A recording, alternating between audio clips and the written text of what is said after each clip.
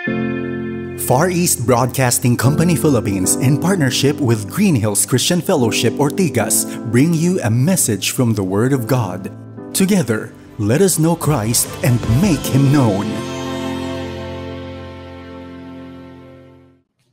Mga kapatid, panatilihin niyo pong bukas ang inyong Biblia sa 1 John chapter 2. Doon po tayo siguro mag-uumpisa.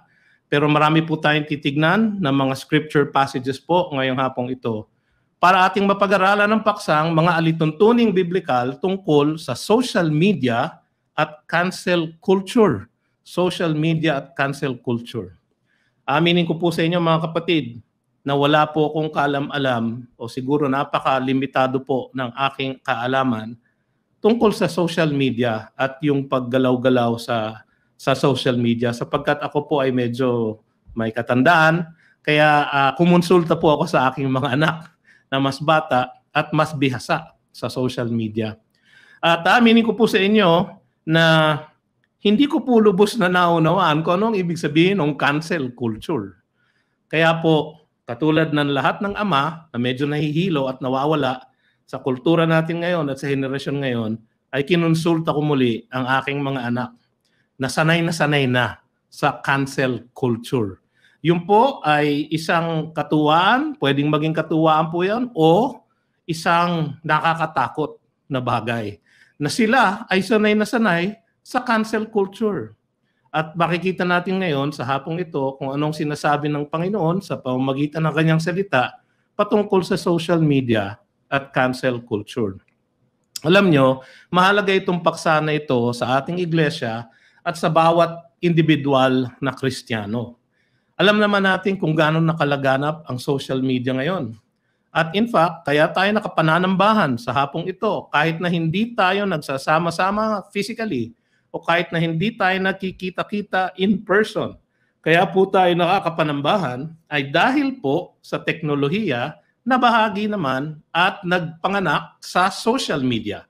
Yung digital technology po na ating ginagamit, huwag po kayong mag-alala. Hindi po yan bigay ng demonyo. Yan po ay kaloob sa atin ng Diyos na siya namang nagbibigay ng talino at talento sa mga tao upang matuklasan ang mga ganitong klaseng teknolohiya na ating nagagamit. Kaya nga mga kapatid, kahit po yung mga memorial service natin ngayon, nagagawa natin, nakaka-participate ang maraming tao, kahit mga kaibigan at kamag-anak mula sa ibang bansa, mula sa ibang time zone, ay nakikipagdalamhati doon sa mga nawala ng mga mahal sa buhay. Katulad nga ni Elder Butch Espinosa, alam niyo naman po, siya po ay umuwi na sa ating Panginoon noong isang linggo. At kahapon po ay nagkaroon kami ng isang memorial service na online at ginagamit ang social media. At dahil nga po dyan, kahit po ngayon, kung pupunta po kayo sa Facebook account ng kanyang mga anak, ay mapapanood pa rin nyo yung memorial service na yon, kahit na saang lugar ng mundo kayo naroon. Sa ganitong kaparaan na napakaganda ng teknolohiya na ating nagagamit. At malaki ang potensyal na magamit ito para sa ikalalaganap ng Ebanghelyo. Kaya lang mga kapatid, katulad ng maraming bagay, malaki rin ang potensyal na maggamit ang social media ng ating kaaway para sirain ang kaisipan ng karamihan. Ang sabi nga sa 1 John 2:18, ang isang warning po ni Juan sa kanyang sulat na ito ay patungkol sa last hour. Sabi niya, "Children, it is the last hour." Yung last hour po nagumpisa nung unang pagdating ni Jesus sa ating kalagitnaan. At magmula noon, last hour na po. "Children, it is the last hour. And as you have heard that Antichrist is coming, so now many Antichrists have come. Therefore, we know that it is the last hour." So kung minsan po nakakatakot isipin po yon, pero meron po din pong encouraging message. Yung tayo'y nasa last hour na sapagkat malapit nang dumating ang ating Panginoon. Ang sabi naman ni Pablo sa 2 Timothy chapter 3 verses 1 to 5 ay ganito. Meron daw pong mga tanda ng pagdating ng last hour, yung last days. At hindi po maganda ang makikita nating itsura. Sabi sa 2 Timothy chapter 3, verses 1 to 5. But understand this, that in the last days, nandiyan na po tayo, there will come times of difficulty. No? For people will be lovers of self. Alam niyo po yung selfie revolution. Parang yan po ang aking nakikita kapag nababasa ko po ito. People will be lovers of self. Hindi na nagdaan ng isang araw na hindi kinukunan ng sarili para i-post sa social media para makita ng hindi lang ng mga kaibigan niya, pati ng mga kaaway niya, at lahat ng nakakabit sa kanyang account. People will be lovers of self, lovers of money, proud, no? Madalas merong yung mga pag-astaba na parang proud ang mga tao sa social media. Arrogant, no? Abusive, disobedient to their parents, ungrateful, unholy, heartless.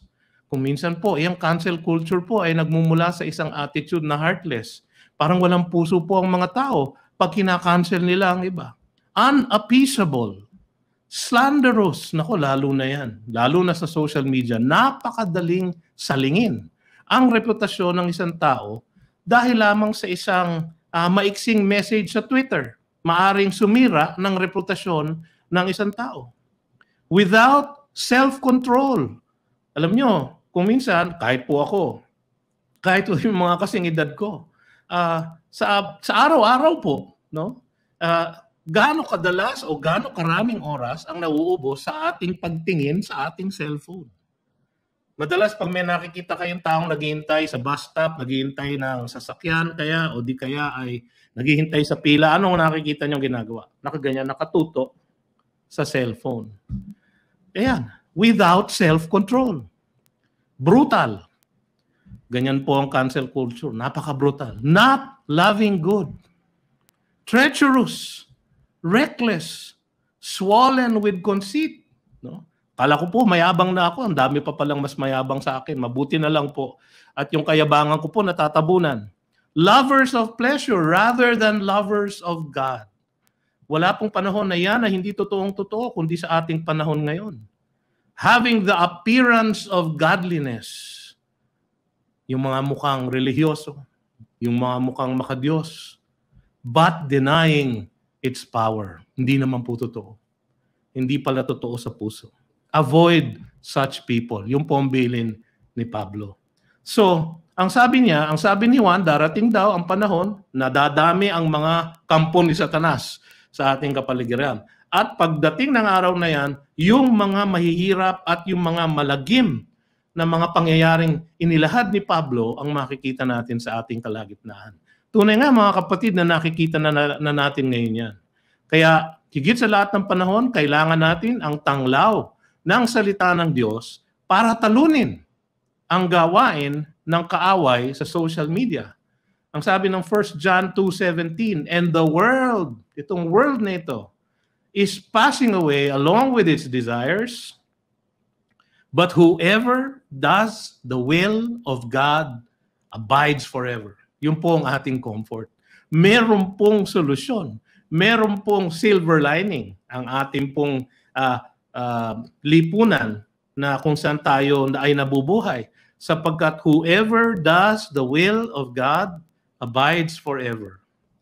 At ang will ng Panginoon ay nasa kanyang salita. Kaya sabi ni Pablo kay Timothy sa 2 Timothy 3:14-17, pagkatapos niyang sabihin na magkakaroon ng mga ganong klaseng mga kasamaan sa gitna ng lipunan, ang sabi niya kay Timothy, 2 Timothy 3:14-17 ay ganito. But as for you, sabi niya, continue in what you have learned and have firmly believed, knowing from whom you learned it.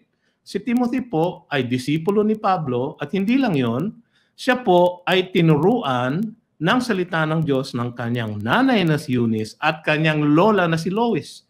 At ang salita ng Diyos ay ang mga bagay na kanyang natutunan. Continue in what you have learned and have firmly believed. Tapos sabi pa ni Pablo, and how from childhood you have been acquainted with the sacred writings. Dahil nga po sa kanyang nanay at dahil sa kanyang lola, which were able to make you wise for salvation through faith in Christ Jesus. Yung pong nakalagay dito na sacred writings Sa original na language po, yan po ang term na ginagamit para sa Old Testament. At yung Old Testament, sabi ni Pablo dito, is able to make you wise for salvation through faith in Christ Jesus. Pero si Jesus po nasa New Testament.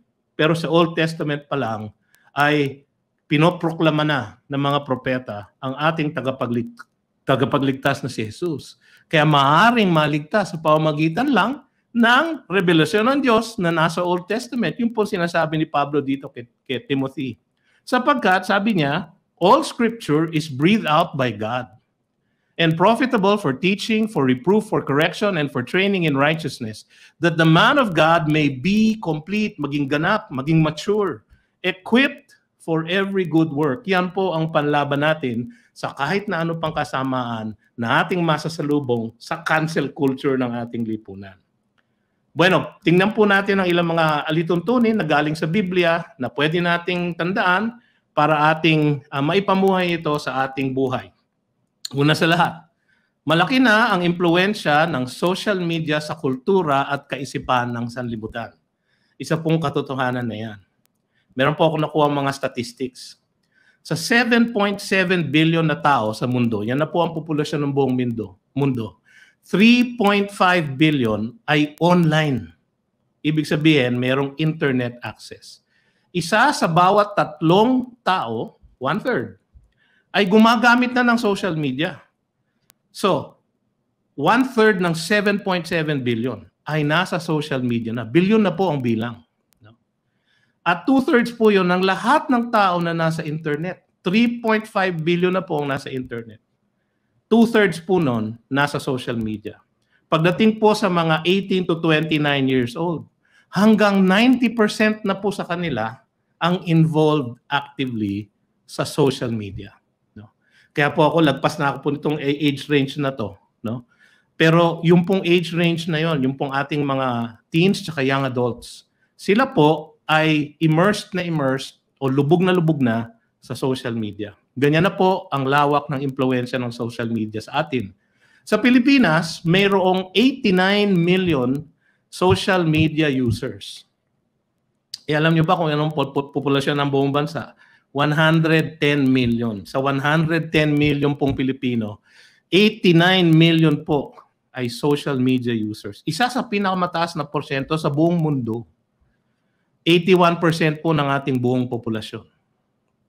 Ang bilang na ito ay lumaki ng 16 million or by 22% sa loob ng isang taon lang, 2020 to 2021. So yung 2 taon ng pandemya, ang inilaki po ng social media users ay 16 million or 22% increase sa isang taon lang po. Alam nyo naman na napalitan na ng Facebook, YouTube, Twitter at Instagram ang mga tradisyonal na periodiko at broadcast news bilang pinagkukunan ng balita at opinyon ng mga tao. Mas marami na ngayon ang mga opinion maker. Ang tawag po sa kanila ngayon ay influencer, no? At sila ang pinagmumula ng impluwensya at kaisipan ng lahat ng tao, ng maraming tao na nasa social media. Bilyon-bilyon na po na tao nga nasa social media. Dahil ngayon, kahit na sino po ay maaaring maging influencer. Dahil dito, ang lahat ng nasa social media ay may potensyal na maging hukom o sensor ng lahat ng impormasyon, balita o kuro-kuro na pinopost dito. Ang lahat po ay tumatayong parang mga hukom, parang mga sensor sa lahat ng nababasa at napapanood at mga kilos na binivideo na nasa social media. Ngayon, ang paghuhukom at pagsensor ay ginagawad ng social media sa pamamagitan ng pag-cancel ng isang tao, personalidad, na sa opinyon ng iba ay nagsusulong ng mga pananalita, pag-uugali, pagkilos, opinyon o kaisipan na hindi katanggap-tanggap sa karamihan. Ngayon, mga kapatid, sa isang banda, mabuti po yan. No? Sapagkat meron naman po talagang lumalabas sa social media na hindi po maganda. No? At madalas nga po ay masyadong masakit pakinggan o panoorin. Katulad halimbawa ng kahit po galing sa Kristiyano, no? Meron po tayong mga kapatid sa pananampalataya, no? Na kung minsan ang kanilang mga sinasabi patungkol sa yung mga nagse-struggle sa halimbawa homosexuality or drug addiction or criminality, yung mga nagse-struggle na mga tao against these sins of society. Sins na sa Biblia ay tinawag nga ng Panginoon na kasalanan. Marami pong nagsistruggle dyan, pero kung minsan ang dating ng sa kanila, mga Kristiyano pa naman, ay parang walang pag-ibig. No? Magpakamatay na lang daw sila. O di kaya ibitay na lang daw ang sarili nila. At hindi po ganon ang tinuturo ng Biblia tungkol sa kung paano tayo dapat makikitungo sa mga nagsistruggle na makasalanan sapagkat lahat tayo po ay galing doon. Lahat po tayo ay nagmula sa struggle na yun at hanggang ngayon nga po ay nagsistruggle pa rin tayo mismo sa ating mga sariling craving, sa ating mga sariling desire, sa ating mga sariling weakness. So, kung minsan sa social media, kina-cancel ng mga mananampalataya pa, no? Yung mga taong nagsistruggle na ganyan. At kung minsan, ang naka-cancel din ay yung mga walang kapangyarihang lumaban. Yung mga marginalized, yung mga naghihirap. Sila pa kung minsan ang naka-cancel. Ang ibig po sabihin ng makancel ka is hindi ka na pakikinggan, hindi ka na panonoorin, hindi na papansinin ng kahit na anong sabihin mo. Kung meron kang ini-endorso na produkto, hindi na bibilhin. Ibo-boycott nila. Kung meron kang isinusulong na kaisipan, hindi na pakikinggan.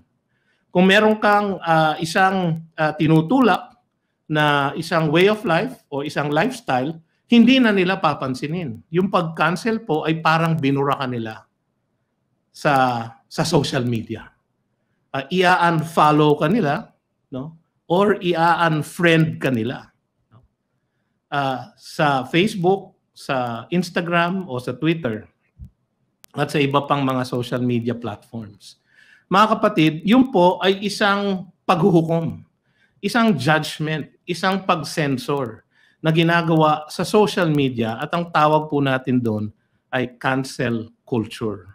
Ang problema po ng cancel culture, hindi po siguro masama na i-cancel yung mga taong medyo masangsang talaga ang sinasabi katulad nung dinescribe ko kanina. O yung mga taong walang kagandahang loob ang kanilang mga pananalita. O yung mga taong masyadong judgmental o masyadong makipot ang kanilang paningin sa buhay na parang sila na lang ang tama. Kung minsan, meron po mga taong ganon na talagang nakasasama sa karamihan at taliwas ang sinasabi sa salita ng Diyos. So, in one sense, yun po ay tamang kanselahin. Pero, may mga tao na nagsusulong halimbawa ng mga prinsipyo na sinasabi sa salita ng Diyos na nakakancel. Dahil ang tingin ng iba, masyadong makipot, masyadong absolute ang kanilang isinusulong. Sapagkat mga kapatid, maraming sinasabi ang Panginoon sa kanyang salita na absolute. Bakit po? Sapagkat ang kanyang salita ay absolute truth. Sa ating pong lipunan ngayon, kaya po nakakatakot itong cancel culture, kaya po napakalaki at lawak ng kanyang impluensya, at dahil po napakalawak nga po ng kanyang impluensya, nakakatakot po sapagkat ang kanyang kaisipan o kung minsan yung popular or yung conventional thought ay hindi angkop sa sinasabi ng Panginoon sa kanyang salita. Sa isang banda mga kapatid, hindi naman bago itong social shunning o yung canceling. No? Kung tutuusin mga kapatid, ang ating Panginoon mismo nung kanyang kapanahunan ay kinancel ng kanyang sariling bayan. No? He came into his own and his own received him not. John 1:19. John 1:11. He came into his own and his own received him not. Kinancel po siya. Sa John 18:15, sabi ng Panginoon sa kanyang mga alagad, because the world hated me, they will hate you. They will consider it serving God if they put you in prison or execute you, sabi niya. So sabi niya sa kanyang mga alagad, kayo din, dahil ako ay kinancel ng lipunan ito, ng mundong ito, kayo rin ay kakanselahin. At tunay nga mga kapatid, ang lahat ng mga alagad ng Diyos, bawat isa sa kanila ay kinancel ng lipunan. bawat isa sa kanila. Pati na rin si Apostol Pablo, sa huli ay kinancel din ng mundong ito. Ang nakakatakot sa cancel culture natin ngayon dahil sa lawak at bilis ng pag-cancel sa social media ngayon. Dahil sa makabagong teknolohiya, madalas hindi nabibigyan ng sapat na pag-iisip, diskusyon, paninimbang, at karampatang pagsusuri ang mga judgment ng mga nagka-cancel sa social media. Kaya kung minsan unfair, unjust, or unfounded ang pag-cancel sa ibang mga tao. Maraming mga halimbawang binanggit sa akin ng aking mga anak. Katulad na itong isang aktor na si Johnny Depp, no? Kinancel daw po siya at pinatanggal siya sa isang role na dapat siya ang pipiliin sa isang movie series na Fantastic Beasts. Dahil po na-post nung kanyang asawa na hiniwalayan niya na si Amber Heard na siya daw po ay nananakit o kung anong masama sinabi sa kanya. Dahil po doon, siya po ay kinancel. Yung pala naman po, ang hindi nagsasabi ng katotohanan o ng buong katotohanan ay yung mismong asawa niya. Na ngayon naman ay kinakancel ng iba. So kung minsan mga kapatid, masyadong mabilis ang pag-cancel, ang pag-judge ng mga tao. Kaya sa kanilang pag-cancel at dahil sa bilis ng teknolohiya, mabilis kumalat ang pag-cancel ng isang tao. Kung minsan pa, at dahil sa dali ng pagkalat ng pag-cancel, ginagamit ito ng mga tinatawag nilang troll o kaya hacker, no?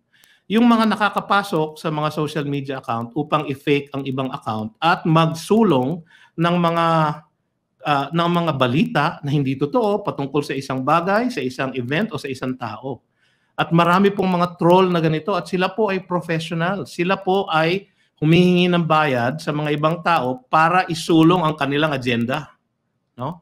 At marami pong troll ngayon sa social media. Kuminsan nga po, kahit po tayo ay ito, ganito, nasa Facebook po tayo, nasa YouTube. Kuminsan po sinasabi sa akin ng tech team natin na merong mga troll na nakakapasok at naglalagay ng comments sa ating chat section. Dahil nga po sa bilis ng teknolohiya at sa bilis ng pagkalat ng social media, napakabilis po, napakamapanganib po ang ginagawa ng mga troll o hacker para maisulong ang isang fake o mali o di totoo na kaisipan. Kung ano ang naghaharing kaisipan sa lipunan ngayon at sa kultura, kung ano ang nauuso o popular, yan ang nagiging pamantayan para sa paghuhusga ng kung sino ang canceled o hindi. Ang problema po, yung ating prevailing social mores, yung norms, yung ating collective na kaisipan bilang isang lipunan.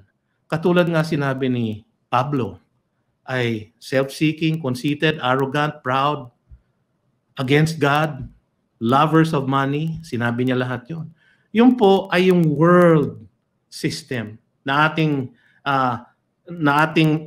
napapaloob tayo pong lahat. Ang problema po, yan po ang nagiging pamantayan by default ng social media sa kanilang pag-cancel. At ang makikita nyo na pong implikasyon nun. Katulad ng maraming bagay sa lipunan, ito ay ang ganitong practice sa social media ay may taglay na kasamaan. At may pag-asa ring magamit para sa kabutihan. Kaya tignan natin kung ano pang matututunan natin sa salita ng Diyos. Pangalawang punto po, malaki ang potensyal ng cancel culture na maging kasangkapan ng kaaway. Alam natin na sinasabi sa Biblia na pansamantalang namumuno ang kaaway ng ating kaluluwa sa mundo ngayon. Pansamantala siyang namumuno. Sabi ni Pablo nga sa Ephesians 2, sabi niya, lahat daw makasalanan. Sabi niya sa verse 1, and you were dead in the trespasses and sins. Dito po tayo lahat nanggaling. In which you once walked. Tas, pansinin niyo po sa kanyang sinabi, following the course of this world. Following the prince of the power of the air. The spirit that is not now at work in the sons of disobedience. Yung pong prince of the power of the air, yung po ay si Satanas. Kaya po siya tinawag na power of the air dahil hawak po niya yung atmosphere ng world, ng sanlibutan, ng mundo, ng present na world na ngayon ay laban sa Panginoon. Dahil nga po sa impluwensya ng ating kaaway. Siya yung prince of the power of the air. And by default po, lahat ng tao, kung hindi tatanggap sa ating Panginoon, lahat ng tao ay nasa ilalim ng kanyang kapangyarihan. Siya yung prince of the power of the air. Yung air na yon ang nagiging pamantayan ng ating pag-cancel. Kaya po napakalaking potensyal na magamit sa kasamaan. Ang sabi pa sa 2 Corinthians 4:4, yun daw pong mga hindi sumusunod pa sa Panginoon. Yung mga, ang sabi ni Pablo dito, those who are perishing. No, yung po ang description niya sa 2 Corinthians chapter 4. Sabi niya sa verse 4, in their case, the God of this world, si Satanas po yun, has blinded the minds of the unbelievers to keep them from seeing the light of the gospel of the glory of Christ, who is the image of God. Nilalagyan niya ng blinders, binubulag niya ang karamihan ng tao, at kung hindi bubuksan ng Panginoon ang ilaw sa kalooban ng isang tao, ay hindi makakakita ng katotohanan yung taong yun. Ang nakapag-turn on lang po ng light na yan ay ang ating Panginoong Diyos. Siya po ay kailangan mag-intervene para tayo ay makakita ng katotohanan niya, makaunawa ng katotohanan niya. Kaya napakalaki po ng potensyal na gamitin ng Diablo ang social media sapagkat yung air po na kung saan siyang namumuno ang nagiging default na pamantayan ng pag-cancel. Siya po talaga namumuno sa mundo. Sabi nga ng ating Panginoon sa John 12:31, now is the judgment of this world. Now will the ruler of this world be cast out. Yun naman po ang ating kagalakan. At yun ang ating kaaliwan. Napagtagumpayan na ng ating Panginoon ang kalaban niya na si Satanas. Wala na po siyang ipananalo. Kaya ang ginagawa na lamang po niya ngayon sa pamamagitan ng kanyang pagiging prince of the power of the air ay naghahanap na lang po siya ng damay. At ang naghaharing kaisipan sa sanlibutan natin ngayon ay puno ng mga maling pagnanasa at pagmamalaki. Yan po yung binasa natin kanina, 1 John 2:16. For all that is in the world, hindi po yan geographic, hindi po yan physical world. Yan po yung evil world system na pinamumunuan ni Satanas. Yan po yung air, yung atmosphere, yung prevailing wisdom ng mundo. For all that is in the world, yung kaisipan ng sanlibutan, the desires of the flesh, yung pita ng laman, yung ating kagustuhan na makamit ang kahit na anong gusto natin, yung kahit na anong magbibigay ng pleasure sa atin. Hindi lamang po ito sex. Ito po kuminsan ay mga gadget, kuminsan ay mga destinasyon na bakasyunan na gustong-gusto nating mapuntahan. Kuminsan mga bagay, mga kotse, mga kayamanan na gusto nating makamit. The desires of the flesh. At nag-uumpisa po ito sa the desires of the eyes. So, ang ginagamit po ng Diablo ay ang ating mga mata. At ang ating mga mata ay nakatutok, hulaan nyo saan? Sa social media. Kaya napakalaki po ng potensyal na gamitin niya yon. At pasukin niya sa pamamagitan ng ating mga paningin, ang ating mga maling desires. And the pride of life. Sa original language po, the pride of possessions.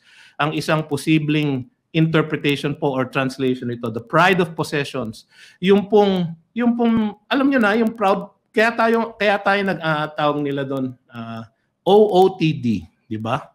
Outfit of the day, di ba? Merong mga nagkukunan sarili na sa salamin, kukunan nilang ganyan, kung ano suot nila nung araw na yun. At ipopost sa kanilang Instagram.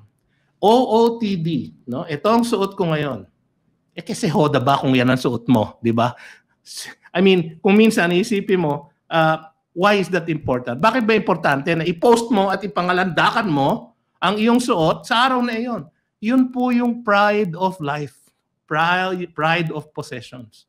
Yun po ang mga pagnanasa at kaisipan na namumutawi sa ating atmosphere. At yan ang nagiging basihan madalas ng ating pag-cancel. Kung minsan ang isang tao magpo-post ng kanyang OOTD. At dahil medyo swangs o hindi bagay sa kanya o masyado siyang mataba at pretending siyang nagiging payat siya at sikip naman yung suot niya at parang puputok na, no? Kina-cancel po siya, no? Ina-unfollow ng iba niyang mga kaibigan dahil kadiri naman ang iyong OOTD, no? So dahil po 'yon sa pride of life. Ang sabi dito, yung lahat po na yon, the desires of the flesh, the desires of the eyes, and the pride of life is not from the Father, but is from the world. Yan po ang delikado sa social media. Madalas, ang mga pagkilos, ang mga litrato, ang mga pangungusap, ang mga kaisipan na isinusulong dito is not from the Father, but is from the world. Kaya naman ang utos sa atin ng Panginoon, sabi niya sa 1 John 2:15, do not love the world or the things of the world. If anyone loves the world, the love of the Father is not in him. Ang sinasabi ng Panginoon dito ay dapat siya ang mahal natin higit sa lahat. At wala dapat na kahit na anong bagay sa ating buhay, sa ating sanlibutan, ang namamagitan sa atin at sa ating pag-ibig sa ating Diyos. Kaya sinabi niya sa Gospels na kung sino man ang hindi magmamahal sa akin na higit sa kanyang ama, ina, mga kapatid, o kahit sa sarili niyang buhay, ay hindi karapat-dapat na maging alagad ko. Kung tayo ay susunod sa Kanya, kung tayo ay tatawag sa Kanya, kung tayo ay mananampalataya sa Kanya, siya dapat ang mahal natin higit sa lahat, hindi ang mundong ito. At ang social media, ang kultura nito, ang humahatak sa atin na mahalin ang kapaligiran natin, ang kamunduhan ng sanlibutan ito. Kung ganito ang sitwasyon at naghahari ang kaaway at ang kaisipan na mula sa Kanya, maaari talagang gamitin yung cancel culture para mapigilan at matabunan yung mga maganda, yung katotohanan ng salita ng Diyos o yung mga mensahe ng Ebanghelyo na isinutulak naman ng iba sa pamamagitan ng social media. Halimbawa, pwedeng makancel ang mga nagsusulong ng mga prinsipyo ng buhay na naaayon sa kalooban ng Diyos. Meron pong mga nagsasabi nagsishare ng gospel o nagsishare ng Bible verses or ng Bible passages o mga Bible devotionals, no? Na kinakancel ng marami, ina-unfollow ng marami, kung minsan pinipetisyon ng iba na huwag sanang pahintulutan itong mga Kristiyano na ito na isulong ang kanilang Biblia, no, sa social media. So yung cancel culture po, pwedeng makancel ang mga nagsusulong ng biblical principles sa social media. Pwedeng matahimik ang mga boses ng nagsusulong ng mga katotohanan na mula sa Biblia. Katulad ng mga tamang prinsipyo ayon sa Biblia tungkol sa pagpili ng mga kandidato sa eleksyon, sa kung paano dapat gamitin ang ating democratic right na bumoto, kung paano dapat tayo sumunod sa patakaran ng pamahalaan, kung paano tayo dapat ay nagko-cooperate sa lipunan upang maisulong ang mabuti at ang tama. Pwedeng maitsapwera ang tapat na mga ganyan. Yung mga iglesia lalo na nagpapahayag ng mabuting balita ng kaligtasan. Hindi ako magtataka kung ako po mismo at ang GCF ay na-cancel na ng maraming ibang tao. Dahil kung minsan po sa ating pamamahayag ng salita ng Diyos ay nakapagbibitaw tayo ng mga katotohanan na biblical naman at may suporta sa Bible na maaaring masakit pakinggan ng ibang mga tao. At ang ating gospel na ating pinipreach ay madalas offensive.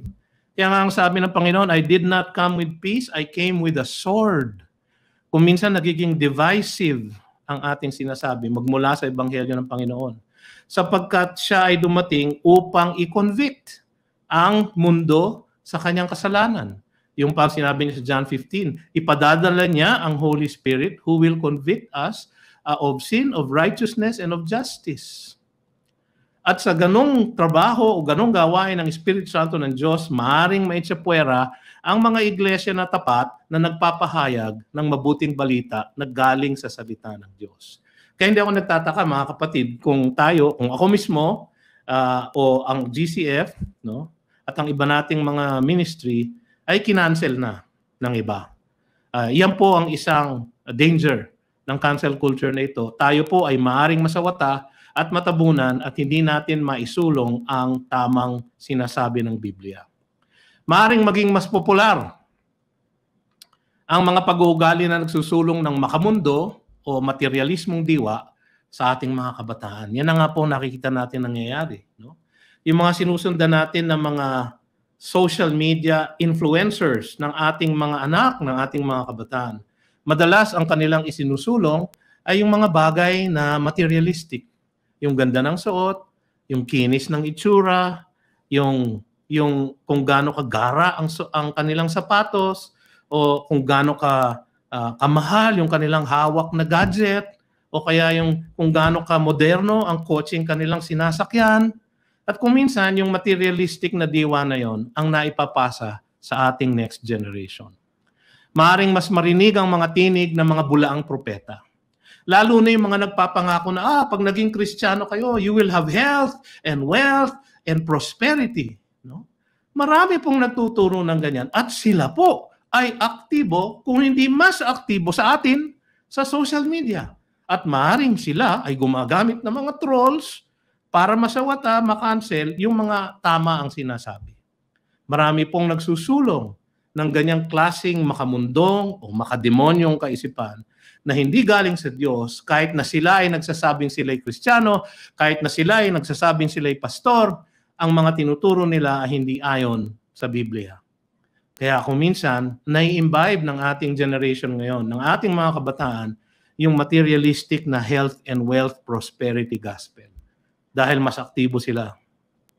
Maaring mas sumikat ang mga simbahang nag-aalok ng maling pag-unawa ng paraan ng kaligtasan. Katulad nga ng nabanggit ko. Maraming mga iglesia ang mas mahusay na gumawa ng gimmick para ma-attract yung ating mga kabataan. Pero ang tinuturo nila ay hindi naka-align sa salita ng Diyos. No? Nakakatakot po sapagkat marami sa ating kabataan ang nahuhumaling sa kanila at dahil sila ay cool, no? Sila ay hip, no? At hindi katulad natin dito sa GCF, ang mga preacher natin katulad ko, hindi po ako cool, no? Hindi po ako hip, no? Mataba lang po ako, no? Kaya po tas matanda na, no? Puti na ang buhok. So, wag na natin pakinggan yan si Pastor BJ. I-cancel na lang natin siya, no? So, yan po ang peligro ng cancel culture. Maaring gamitin ng ating kaaway ang cancel culture para maging kasangkapan niya. Huli sa lahat, malaki pa rin ang potensyal ng social media para magamit sa pagsulong ng ebanghelyo. Mga kapatid, napakalaki po ng potensyal. Mayroong pag-asa na pangako ang salita ng Diyos. Ayon sa Apostol Juan. Sabi niya sa 1 John 2:17. Binasa ko po ito kanina. And the world is passing away along with its desires. But whoever does the will of God abides forever. So mga kapatid, huwag tayong magulumihanan kung parang nananalo ang kaaway sa ngayon. Alam nyo naman na hindi totoo yun. Hindi na po siya mananalo dahil talo na po siya. No? At ang sabi ng ating Panginoon, itong world na ito that we are not supposed to love, na hindi natin dapat mahalin at pagkapitan, itong world na ito is passing away. Magugunaw, mawawala, mapapalitan ng isang bagong langit at lupa, sabi sa Revelations. It's passing away along with its desires. So wag po tayo mahumaling dun sa desires of the flesh, desires of the eyes, and the pride of possessions or the pride of life. Sapagkat lahat po yan ay mawawala. But, sabi ng Panginoon, whoever does the will of God abides forever. At po yung pong will niya, katulad ng ating sinabi kanina, ay napapaloob sa kanyang salita. Kaya yung binasa ko po kanina sa 2 Timothy chapter 3 ay angkop na angkop po sa ating pong paksa ngayong hapong ito. Sabi niya kay Timothy sa 2 Timothy chapter 3 sa verse 10 and following. Sabi niya, you however, sabi ni Pablo, parang sinabi niya dun sa however, huwag kang gagaya dun sa yung mga kasamaan na aking binanggit sa una, dun sa verses 1 to 5. Avoid such people, sabi nga niya sa verse 5. You, however, have followed my teaching, sabi ni Pablo. Kausap niya si Timothy, you have followed my teaching, my conduct. Si Pablo ko po kasi hindi lamang po siya nagturo ng katotohanan, ipinamuhay niya po ang katotohanan yun. My aim in life, sinare po ni Pablo kay Timothy ang desire niya. Sabi niya sa Acts chapter 20, to preach the whole counsel of the Word of God. Sabi niya, na sana daw sa kanyang buhay, ang magawa lang niya ay to preach ang gospel ng ating Panginoong Hesukristo. Yun po ang kanyang aim in life. My faith, yung kanyang pananampalataya at pananalig kay Jesus. My patience, yung kanyang pagtitiyaga, pagtitiis sa gitna ng maraming panunuligsa at maraming mga kahirapan niya sa buhay. My love, yung kanyang pag-ibig kay Timothy, sa lahat ng mga Kristiyano at sa lahat ng mga iglesia na kanyang itinaguyod at itinaguyod ng kanyang mga disipulo. My steadfastness, yung kanyang pagkapit sa Panginoon at hindi pagbitaw sa Kanya. My persecution, sabi niya. Lahat ng kanyang paghihirap, sabi niya, you have followed, sabi niya kay Timothy. Sundin mo ito, susundin mo ito. So, kung minsan gusto natin sundin ang ating teacher, kapag maganda lang ang nangyayari, hindi my persecutions and sufferings that happened to me at Antioch, yun po ang first church na pinagpastoran ni Apostle Paul, at Iconium and at Lystra, mga lugar ng kanyang second missionary journey. Which persecutions I endured, sabi niya. So ikaw ay susunod din dito.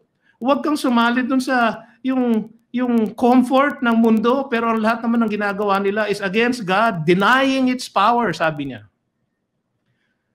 You follow in my persecutions which I endured. Tapos may sinabi siyang napakaganda. Yet from them all, the Lord rescued me. Pareho yun ang sinabi ni John, di ba, sa 1 John? All the world and its desires will pass away, but those who obey the will of the Lord shall abide forever.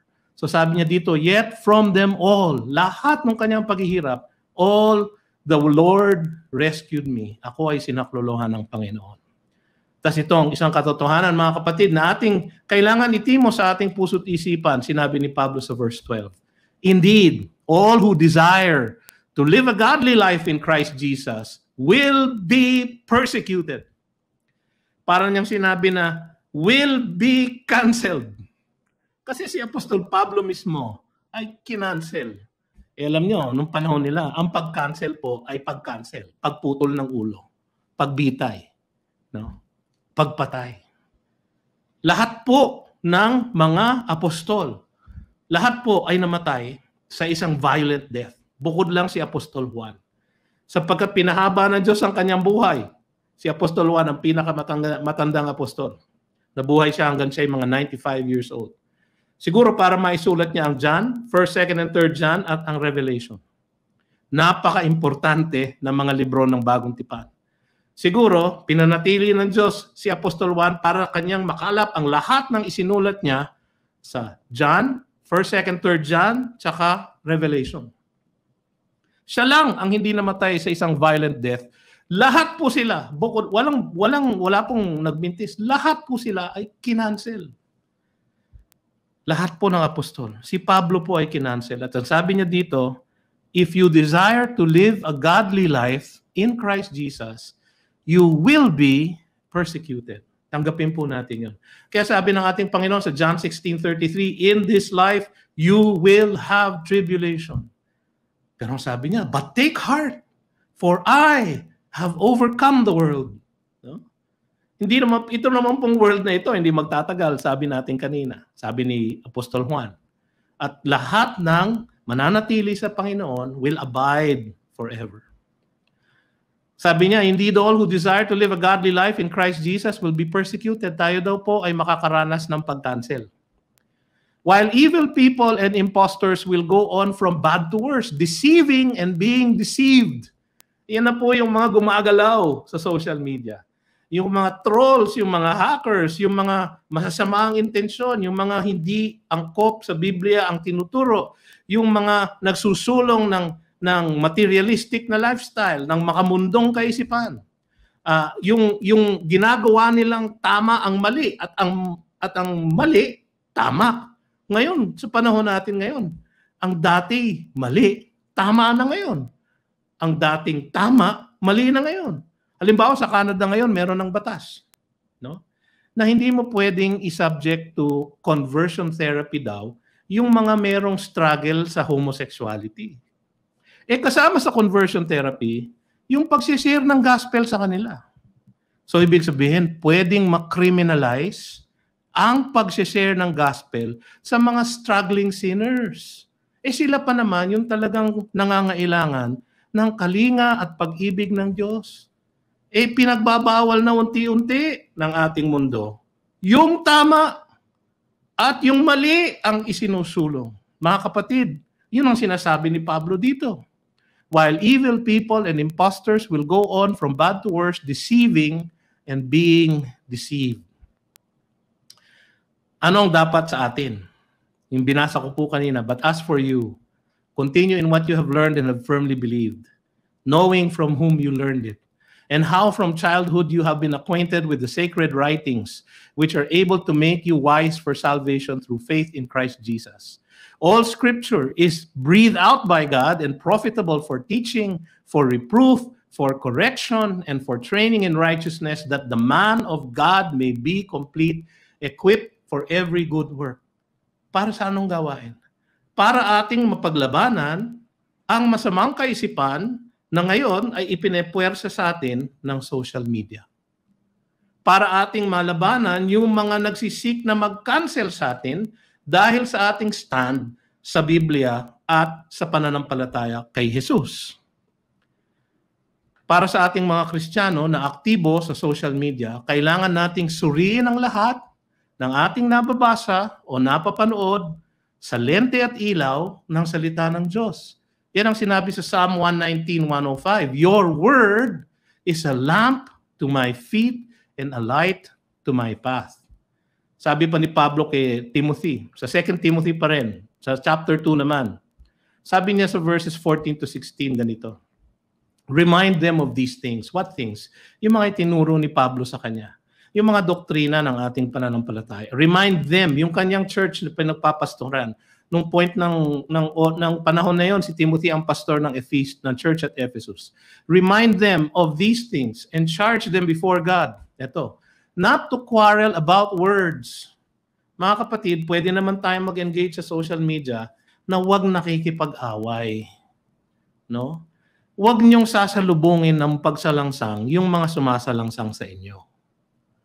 Which does no good, sabi niya, but only ruins the hearers. Ruins the hearers. So imbis na maging open yung inyong ka-engage sa social media, ay siya'y lalong lumalayo. Mga kapatid, ako po'y guilty sa ganyan. Merong panahon po na, alam niyo naman po ako, masyadong mainitin ang ulo ko. Nung bata-bata po ako, basagulero po ako. Kaya po lumalabas yung aking pagiging basagulero sa social media pa naman. Nakakahiya. Merong panahon na meron akong inaaway sa social media. At ako po ay kinall out, no, ng isang kaibigan ko. Sinabi, huwag mo nga awayin. Kasi lalong hindi makikinig sa gospel yan. Tama nga naman, mga kapatid. Kaya kung tayo makikipag-engage sa social media, huwag natin naawayin. Sabihin natin kung anong tama ayon sa salita ng Diyos at bitawan natin yon na may pananalangin upang yung kaisipan na yon na galing sa Diyos ang kumilos sa kanyang puso't isipan upang magbago ang kanyang paningin. Do your best, sabi niya sa 2 Timothy 2:15. Do your best to present yourself to God as one approved. Alam niyo, ang ating judge ay ang Panginoon. As one approved, a worker who has no need to be ashamed, rightly handling the word of truth. Alam niyo ba na sinabi ni Pablo sa 1 Corinthians chapter 4 verse 1 that we are stewards of the mysteries of God. Kami ng mga pastor, kayo ng mga ebangheliko, kayo ng mga nakakaalam ng katotohanan, we are all stewards, managers of the mysteries of God, yung truth ng gospel. So we need to present ourselves to God as one approved. A worker who has no need to be ashamed, rightly handling the word of truth. Tapos tinapos niya, sinabi niya, but avoid irreverent babble, for it will lead people into more and more ungodliness. So, Para sa akin, ang nakikita ko dito mga kapatid, kapag tayo mag-engage sa social media at isusulong natin ang salita ng Diyos, gawin natin na may pag-ibig, gawin natin na may pananalangin, huwag tayong makikipag-away, huwag tayong parang maghihiganti, huwag nating ibalik ang kanilang masamang mga balak sa kanila, kundi isukli natin ng may pag-ibig ang kanilang ginagawang kasamaan sa atin. Alam niyo, tayong humahawak ng salita ng Diyos, tayo who are stewards of the mysteries of God, meron tayong banal na espiritu na nagbibigay sa atin ng ating kaalaman at kaisipan.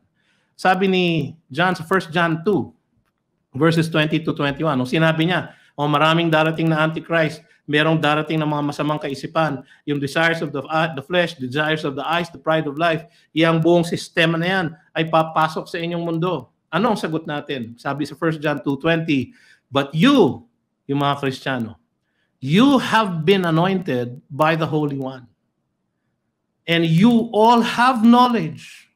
I write to you not because you do not know the truth, but because you know it, and because no lie is of the truth. So mga kapatid, hawak natin ang truth ng Panginoon. Gamitin natin upang depensahan ang sarili natin laban sa mga kasinungalingan ng kaaway na kanyang isinusulong sa social media.